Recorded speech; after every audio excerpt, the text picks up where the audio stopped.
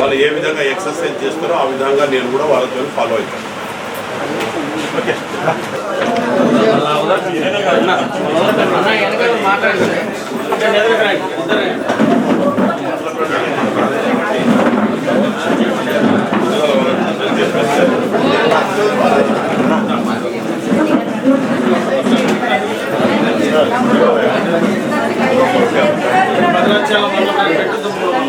Okay అన్న, thank you.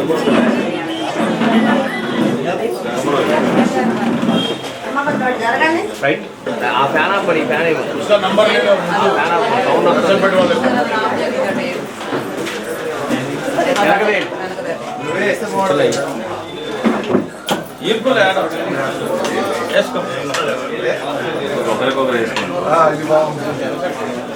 Congress party నాకు మహబాద్ నియోజకవర్గం నుంచి టికెట్ ఇవ్వడం జరిగింది. కాంగ్రెస్ టికెట్ గౌరవనీయ ముఖ్యమంత్రి గారు, క్యాబినెట్లో ఉన్న పెద్దలందరికీ కూడా, ముఖ్యమంత్రి గారు లోగడ కూడా నేను ఇక్కడ వర్క్ చేసిన కార్యకర్తలకు, అభిమానులకు అందరికీ తెలుసు.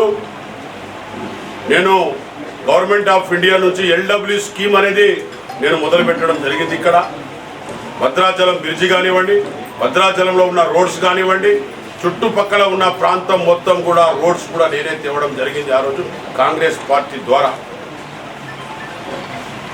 ఈరోజు కూడా రాబోయే కాలంలో తప్పకుండా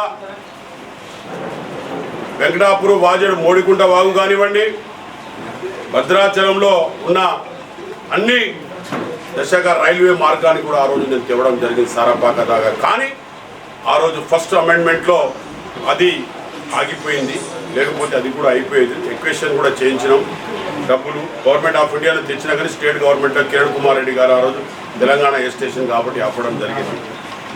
నేను క్లారిటీగా చెప్తున్నా, నేను 100% గ్రామ పంచాయతీలను, ఆ పోయిన పంచాయతీలను నేను సీనన్న పోయి ప్రణబ్ ముఖర్జీ కూడా ఇవ్వడం జరిగింది. ఎవిడెన్స్గా ఇక్కడ నా పక్కనే ఉన్నారు. ఆ రోజులో కూడా ఫస్ట్ అమెండ్మెంట్లో అటు లేదు మనకు ఆంధ్రాలో. సెకండ్ అమెండ్మెంట్లో వాళ్ళు అక్కడ కల్పేశారు. కానీ దానికి అవకాశం ఉంది మనం సెకండ్ అమెండ్మెంట్లో come back to your Telangana తీసుకురావడానికి 1000% దానికి అవకాశం ఉంది. ఎందుకంటే అమెండ్మెంట్ అది 2 జాగాల కాలేదు. ఒకటి అమెండ్మెంట్ అయింది, ఇది రాజ్యసభలో, లోకసభలో కాలేదు. 1000 రూపాయలకు కూడా గుంట అడిగే దిక్కు లేడు.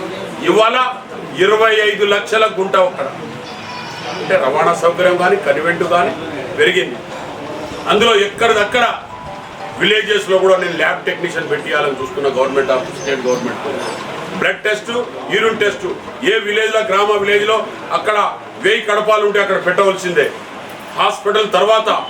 కానీ బ్లడ్ టెస్ట్, యూరిన్ టెస్ట్ ఇవన్నీ పెడితే అక్కడ స్థానికంగా వాళ్ళకున్న బీద వాళ్లకు, ఈ ఏజెన్సీ ప్రాంతం కాబట్టి వాళ్లకు దగ్గర అందుబాటులో ఉండాలని కూడా నా ఒక కాన్సెప్ట్ నేను 100% చేస్తాను. ఆ రోజులో మణుగూరు నుంచి కూడా పోయేటలో కూడా ఇజ్జత్ పాసులు ఇచ్చాను ఫ్రీగా హైదరాబాద్ పోవడానికి. మణుగూరు కూడా ప్యాసింజర్ నేనే తెచ్చాను. అంతకుముందు ప్యాసింజర్ మణుగూరు ప్యాసింజర్ సికింద్రాబాద్కు లేదు. బావులు కూడా సింగరేణి బావులు తేవలసిన వస్తుంది. ఐటీసీలో మీకు తెలవని ఒక ఇష్యూ ఉంది. ఐటీసీలో ఆ రోజులో 37 కోట్ల రూపాయలు కట్టించిన నేను గవర్నమెంట్ ఆఫ్ ఇండియాకు. ఎందుకంటే ల్యాండ్ ఎక్వేషన్ ఫారెస్ట్లో ఉంటే దాని డబ్బు కట్టుమంటే కట్టించిన తర్వాత వాళ్ళు 11వ ప్లాంట్ శాంక్షన్ చేయలే. మీరు కావాలంటే ఐటీసీలో ఉన్న ఆఫీసర్లను తెలుసుకోండి. అది కూడా ఇప్పుడు చేయిస్తే 2000 ఎంప్లాయ్మెంట్ వస్తుంది. అక్కడ 2000 ఎంప్లాయ్మెంట్ కూడా వస్తుంది.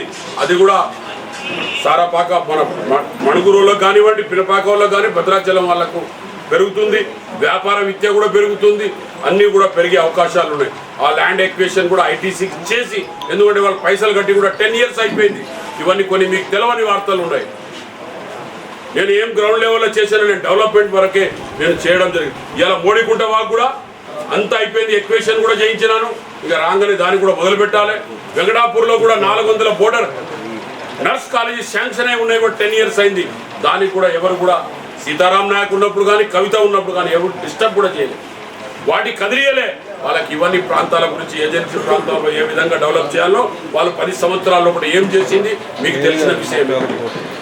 ఏమైనా చేస్తే నాకు కూర్చొని చెప్పమనండి. నా ఎదురుగా మన ప్రెస్ సోదరులకు కూర్చొని పెడదాం. మేము ముగ్గురం కూర్చుంటాం.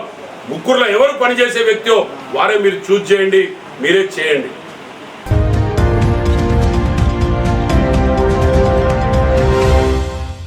ప్రియమైన 8TV ప్రేక్షకులారా, 8TV తాజా వార్తల నోటిఫికేషన్ మీ దరికి ఎప్పటికప్పుడు చేరాలంటే ఇప్పుడే 8TVని సబ్స్క్రైబ్ చేయండి. ఈ తాజా వార్తల లింకును ఓపెన్ చేసి సబ్స్క్రైబ్ క్లిక్ చేసి గంట బటన్ నొక్కండి. ఇక ఎంచక్కా తాజా వార్తలు మీకు చేరుతాయి.